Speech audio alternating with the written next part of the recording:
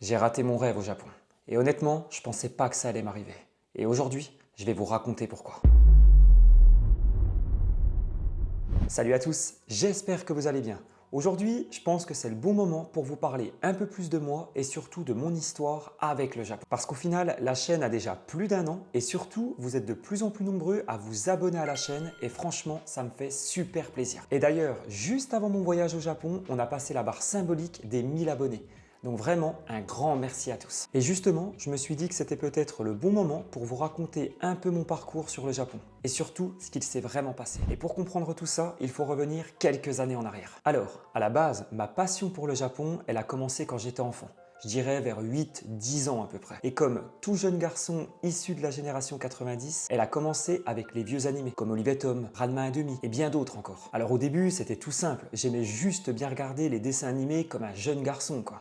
Mais petit à petit, ça a bien évolué. Et en grandissant, surtout à l'adolescence, c'est vraiment là que j'ai commencé à m'intéresser au Japon. À ce moment-là, je regardais tout ce que je pouvais trouver sur le Japon. Sur la culture, les traditions, les règles de vie, je les regardais. Pareil, dès qu'il y avait des bouquins et que je pouvais trouver des articles sur le Japon, je les lisais tous. Et ce qu'il faut savoir, c'est que pendant cette période-là, c'était vachement dur de trouver des choses sur le Japon. Maintenant, avec YouTube, il y a plein de vidéos sur le sujet.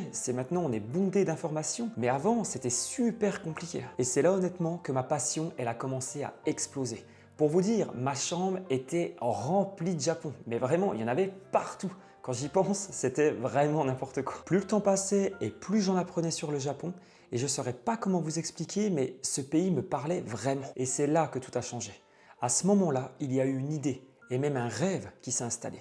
Je me suis dit qu'un jour, je vivrai au Japon. Et ce rêve, il ne m'a jamais quitté. Alors, les années vont passer. J'ai grandi et un jour, je me suis posé une question toute simple. Mais pourquoi je partirais pas maintenant en fait? Du coup, je commence à me renseigner très sérieusement sur les visas pour vivre au Japon. Et c'est là que je découvre le visa Working Holiday, ou le PVT pour ceux qui connaissent. Alors, pour tous ceux qui ne connaissent pas, le visa Working Holiday, c'est un visa qui est accessible aux personnes de moins de 30 ans. On ne peut le faire qu'une fois et par pays. Donc en l'occurrence, le Japon. Et ce qui est bien avec ce visa, c'est que déjà on peut rester un an sur le sol japonais et surtout on peut travailler en même temps. Et ça, c'est super important. Donc après m'être bien renseigné sur toutes les formalités du visa, dans ma tête, c'est clair. Ça y est, c'est ma chance. Résultat, je fais tout, je prépare mon dossier bien comme il faut, je prends rendez-vous au consulat japonais et ça y est, j'ai mon visa. Sauf que prendre cette décision, c'était pas si simple parce qu'à ce moment-là, j'avais un appartement, j'avais un travail stable, j'avais une routine. Mais l'envie était trop forte. J'avais tellement envie de vivre mon rêve que j'ai littéralement tout lâché. Mais là, petit détail important. Juste avant de partir, je commence à ressentir un peu une douleur. Alors au début, rien de grave en apparence, mais je me dis, bon, je vais prendre rendez-vous chez un médecin, je vais quand même aller vérifier tout ça.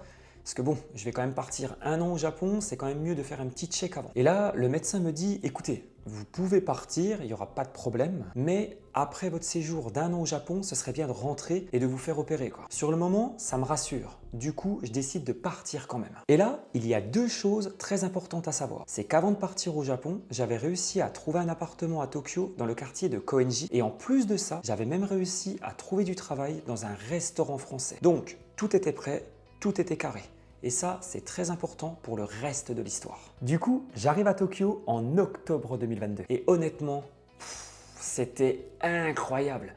J'étais en train de vivre mon rêve de gosse que j'attendais depuis si longtemps. C'était génial. Mais comme souvent, les choses ne se passent pas comme prévu. Après quelques temps au Japon, la douleur commence à revenir. Au début, c'est assez léger, mais plus les jours vont passer, plus la douleur elle va devenir de plus en plus forte. Et là, ça commence à devenir sérieux. Jusqu'au moment où je me dis, bon, il va falloir que je prenne une décision. Et de là, je me décide à appeler le médecin que j'avais vu en France. Et là, il me dit clairement, il faut rentrer. Alors, je me laisse un petit peu de temps pour réfléchir et après mûre réflexion, je me dis, bon, je rentre en France, je me fais opérer et je reviens au Japon. Ce sera juste temporaire, je fais ça vite fait bien fait et je pourrai revenir. Du coup, je préviens tout de suite mon travail que je vais devoir m'absenter pour me faire opérer en France. Pareil, je préviens le proprio du logement pour lui dire la même chose et je me décide de repartir en France. J'arrive en France, je me fais opérer et après l'opération, on m'explique que finalement, je ne peux pas reprendre l'avion pour le moment, que c'est pas possible. Et c'est là que tout va commencer à basculer. Le temps va passer, les économies vont baisser et c'est là que petit à petit, le rêve commence à s'écrouler. Parce que je perds l'appartement, je perds le travail, parce que comme je ne peux pas revenir au Japon, le propriétaire du logement a dû relouer l'appartement, ce qui est normal. Et pareil pour le boulot, du fait que je ne peux pas revenir au Japon, il a dû reprendre un nouvel employé. Donc je perds tout. Et surtout, le plus important, c'est que je perds mon rêve en fait. Et ça honnêtement, ça a été extrêmement dur pour moi. Parce que le Japon, c'était tout pour moi. J'avais littéralement tout lâché pour partir vivre ce rêve. Et du jour au lendemain, plus rien. Pendant plusieurs mois, ça a été super compliqué. Je ne pouvais même plus entendre parler du Japon. Moi qui en parlais tout le temps, tous les jours, là pour vous dire, je ne pouvais même pas regarder une seule vidéo sur le Japon. J'étais tombé mais de vraiment très haut. J'étais complètement dégoûté. Et le pire, c'est que j'ai tout fait pour essayer de revenir. J'ai essayé de retravailler, j'ai essayé de remettre de côté pour repartir avant la fin du PVT, mais c'était trop compliqué et j'ai pas pu revenir. Et au final, la durée du PVT s'est terminée et j'ai pas pu retourner au Japon. Donc clairement, j'ai foiré mon PVT, mais surtout, j'ai gâché mon rêve. Et si aujourd'hui je vous raconte tout ça, c'est parce que je pense que c'est super important. Parce qu'en vrai, tous les parcours sont différents. Tous les parcours ne sont pas parfaits. Et même parfois, quand on fait tout bien, et bien souvent, ça ne se passe jamais comme prévu. Et je trouvais ça super important de vous faire cette vidéo pour déjà d'une part être transparent avec vous et surtout, vraiment j'insiste pour montrer que tous les parcours ne sont pas parfaits. Mais alors, maintenant que j'ai foiré mon PVT, c'est quoi la suite? Eh bien, malgré tout, avec le temps, les choses ont changé.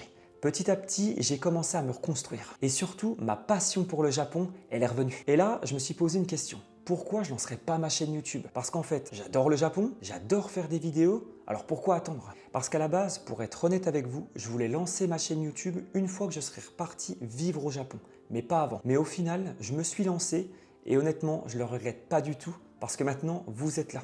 Et ça me fait vraiment plaisir. Et comme vous avez pu le voir dans mes précédentes vidéos, ça y est, je suis enfin retourné au Japon après 3 ans. Et ce voyage pour moi, ça a été une vraie reconstruction. Pour vous dire, je suis même retourné dans le quartier de Koenji pour retourner voir l'appartement que j'avais et surtout pour clôturer une bonne fois pour toutes ce chapitre de ma vie. Et en revoyant tout ça, le Japon, la vie là-bas, j'ai compris quelque chose de super important, que mon rêve, il n'était pas mort. Et c'est pour ça qu'aujourd'hui, j'ai une grande nouvelle à vous annoncer. J'ai un nouvel objectif, c'est de partir au Japon en visa étudiant pour étudier la langue pendant au moins 1 an et prendre ma revanche. Parce qu'en vrai, ça fait déjà plusieurs mois que j'apprends le japonais en autodidacte. Et d'ailleurs, pendant mon voyage au Japon, ça m'a été super utile. Et en ce moment même, je suis en train de préparer mon dossier pour mon visa étudiant. Et là, ça m'amène à quelque chose de super important que j'aimerais vous dire. Ce qu'il faut savoir, c'est que le but de ma chaîne, c'est pas juste vous parler du Japon. Non, moi, ce que j'ai vraiment envie de faire, c'est de vous montrer la réalité de la vie au Japon. Ma vie d'étudiant, mon quotidien, les bons moments, comme les moments les plus compliqués, parce qu'il va en avoir, ça c'est une certitude. Car c'est ça, l'essence même de ma chaîne et c'est vraiment ce que j'ai envie de faire à partir de maintenant. Vous montrer le Japon sans filtre et vous faire vivre tout ça avec moi. Donc si mon dossier passe, ce que j'espère, vous vivrez tout ça avec moi. Et du coup, maintenant que vous savez tout, ça m'amène à la fin de cette vidéo. Merci à tous de l'avoir regardé jusqu'au bout car cette vidéo était super importante pour moi. J'avais vraiment besoin de vous raconter tout ça pour que vous puissiez comprendre mon histoire avec le Japon. Et si vous voulez suivre la suite de mon aventure, il ne vous reste plus qu'une chose à faire, non? Vous abonner. Parce que mon aventure, elle ne fait que commencer. Et maintenant, si je devais finir sur une seule chose, je vous dirais que mon histoire avec le Japon, elle est loin d'être finie. Elle fait que commencer.